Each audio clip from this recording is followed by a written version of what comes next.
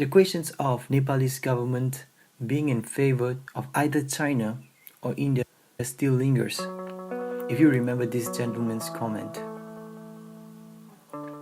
Okay, let's take a step back and see the bigger picture. Like literally, we have been focused too long in just a portion of the countries. If you're still unaware, there is a massive physical barrier running between China and the two other countries. Welcome.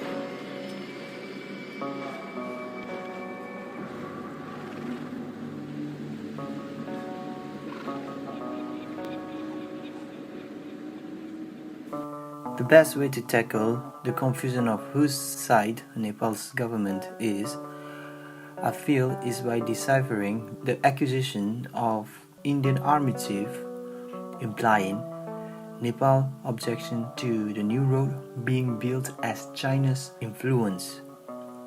He is perhaps saying this on the basis that Nepal and China have been working together more since late 2015. Ah yes, 2015 was a terrible year for Nepal.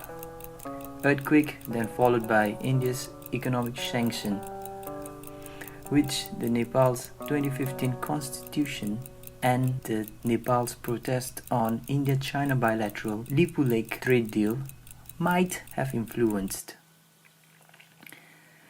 This perhaps made Nepal understand that she cannot be reliant on India and ventured out to China.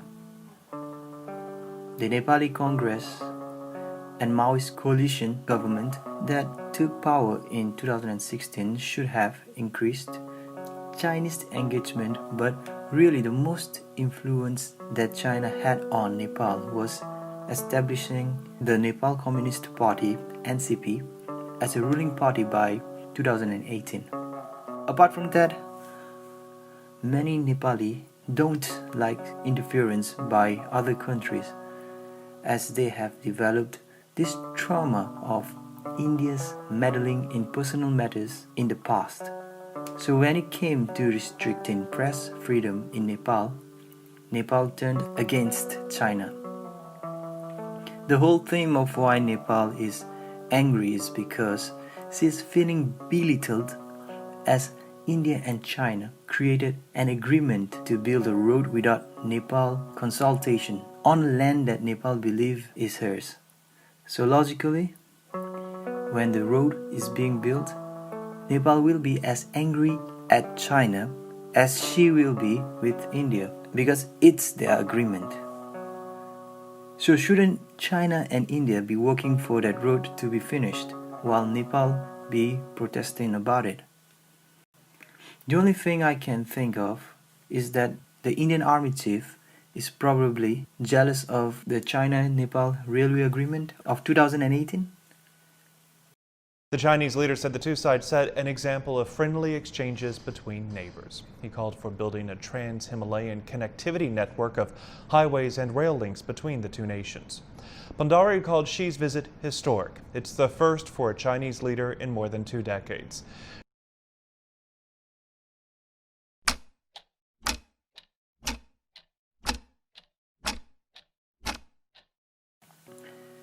India had an army post in the Kalipani region since 1950.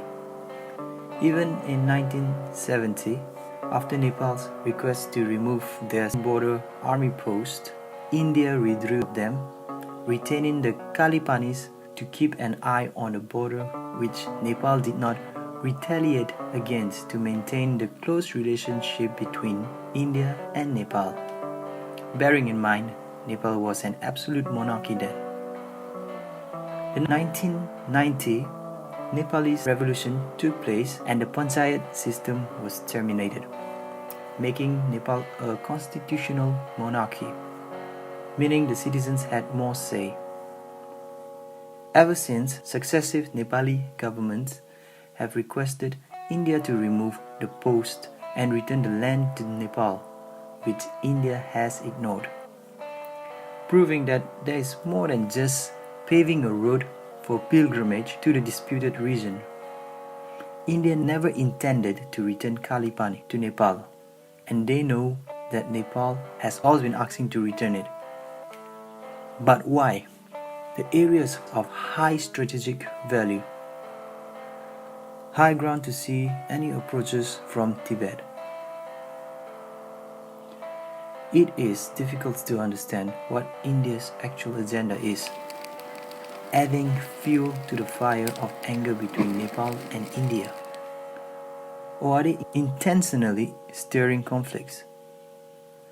It is, after all, benefiting the ruling parties of India.